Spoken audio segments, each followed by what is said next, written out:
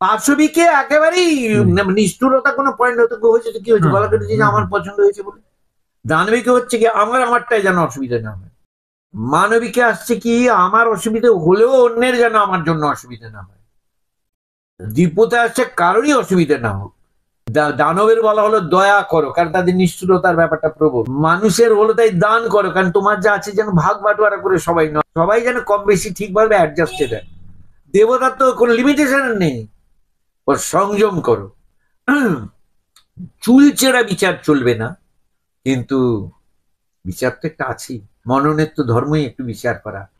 যেমন অ্যানালিসিস করা মননের ধর্ম, সিনথেসিস করা মননের ধর্ম। শুধু অ্যানালিসিস করে কি হবে, কাজ হবে না। আবার সবই মিলিয়ে দাও বললে গায়ের জোরে কাজ হবে না। তা এই যে analysis as well as synthesis symmetrically হয়ে যে এগোনো, এটা রোটেশন করাবে না, এটা তোমাকে ইভলিউশন করাবে।